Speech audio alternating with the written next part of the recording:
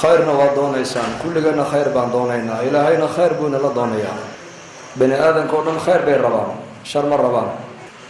liibaan bay rabaan khasaaro ma rabaan nolosha adduunyadu inay u hagaagtay rabaan inay ka xumaato ma rabaan ashghaaluhum shataa wa hadafuhum waaxid dadku shaqooyinka ay hayaan baa kala jaada oo kala duwan laakiin hadafku waa mid kaliya faqiirka haddaad la fadhiisato tiraahdo maxaad rabtaa wuxuu ku leeyahay wallaahi nolosha adduunyadan inay hagaagtaan rabaa miskiinka haddii su-aasha la weydiiyana isna jawaabtaa buu ku siin milyoneerka haddii la waraystana isaguna su-aasha jawaabtaa unbuu ku siin muluugta iyo boqorada iyo wasarada iyo dadka adduunka la leeyahay waxbay yaqaanaan dhammaantood haddii la yidhaahdo maxaad rabtaan maxaad u dadaalaysaan maxaad doonaysaan maxaad niyeysan tihiin intuba dhammaan waxay leeyihiin waxaan rabnaa nolosha adduunyadana gaaban inay noo hagaagto khasaaro ma rabaan shar ma rabaan masiibo ma rabaan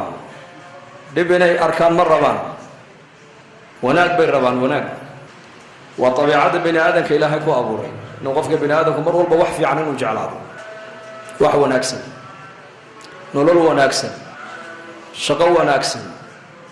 reer wanaagsan ubad wanaagsan dowlad wanaagsan shacab wanaagsan dad wanaagsan dal wanaagsan qof wuxuu rabaa adduunka ma joogo qof walba wuxuu rabaa wanaag buu rabaa marka wanaagga bani aadamku ay doonayaan oo dhan ilaahay baa haya cid kale ma hayso yaa haya ilaahay baa haya qul ina alkhayra kulluhu lilah biyadihi alkhayr wa huwa calaa kulli shayin qadiir khayr oo dhan gacanta ilaahay buu ku jiraa gacan kale kuma jiro bani aadamkuna maadaamuu khayr doonaayo khayrku meesha uu yaalay caqligiisa ku garan kari maayo lidaalika ilaahay jala wacalaa bani aadamka bashariyadda caqligooga kuma dayna cilmi baa ilaahay soo raaciyay cilmi kutub anzala alkutub wa arsala alrusul raxmatan minhu jala wacalaa ilaahay jala wacalaa isagoo bani aadamka u naxariisanaya oo khayr la damacsan oo khayr la doonaya ayaa ilaahay bani aadamka wuxuu u soo dejiyey kutub ergana ilaahay jala wacalaa waa soo diray ergo rusul markaasaa bani aadamka la leeyahay khayr ma rabtaa rususha raaca wanaag ma rabtaan kitaabka ilaahay soo dejiye raaca wa anna hada siraatii mustaqiiman fattabicuuhu walaa tattabicuu subula fatafaraqa bikum can sabiilihi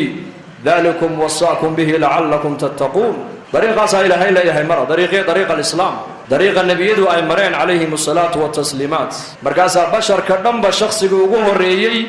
ee bashariyaddu ay ka bilaabantayba ilaahay jala wacalaa nebi buu ka dhigay abulbashar wuxuu ahaa aadam calayhi salaam aadamna wuxuu ahaa nebi buu ahaa nebi lama dhihin maaragtaane wasiir buu ahaa lama odhan boqor buu ahaa lama odhan baylood buu ahaa lama odhan taajir buu ahaa lama odhan maaragtaane injineer buu ahaa laakiin nebiy aadam calayhi salaam wa kaana nebiyan aadam calayhi salaam nebi buu ahaa nebina waa maxay sifadiisu ilaahay inuu adeeco mooyaane shahawaadkiisa iyo naftiisa nebiguma adeeco abulbashar aabbaheen kii aan ka bilaabannay ee adduunyada inaan imana sababta u ahaa ilaahay jala wacalaa waxa uu ka yeelay nebi nebina sifada lagu yaqaano waa maxay waa mid ilaahay jala wacalaa uu doortay oo ilaahay cismo uu siiyey oon marna ilaahay aan caasiyeyn inuu ilaahay adeeco maana ilaahay nebiguma caasiyo hadalkii ugu horreeya nebi aadam calayhi salaam afkiisa ka soo baxayna wuxuu ahaa alxamdu lilah aadam calayhi salaam ereygii ugu horreeyay arlada markii la keenay uu ku hadlayna wuxuu ahaa rabbanaa dalamna anfusana saddexdaasaa la doonayaa bini aadamku inay ka dhexeeyaan saddexdee nebiga raac nebiga ku dayo dariiqa nebiyada mar dariiqa nebiyadu waa maxay waa dariiqu lhuda waa hanuunka raaca weeyaan haddaad hanuunkaaga raaci weydidna hawadaadaad raacaysaa fa amaa man tagaa wa aahara alxayaata addunya fa ina aljaxiima hiya alma'wa fa amaa man tagaa qofka qooqa ee kibra ee noloshan yare adduunyada ee gaaban aakhiradii weyneyd ka doorbitay ka qaata baa ilaahay leeyahay ee naftiisa hawadeeda raaca kaasi halka uu ku dambaynaya baa ilahay yidhi waa jaxiim wa amaa man khaafa maqaama rabbihi wanaha annafsa can ilhawa faina aljannata hiya alma'wa wa amaa man khaafa maqaama rabbihi qofka ka baqala kulanka ilaahay jala wacalaa adduunyadan ilaahay ku keenay ayaa hadhowto aad la kulmi doontaayoo ku xisaabin doona wanaha annafsa can ilhawa naftiisu waxay doonaysana ka weecda u diida naftaada ha adeecin caabudaha noqona waxaad noqotaa alla caabudo noqo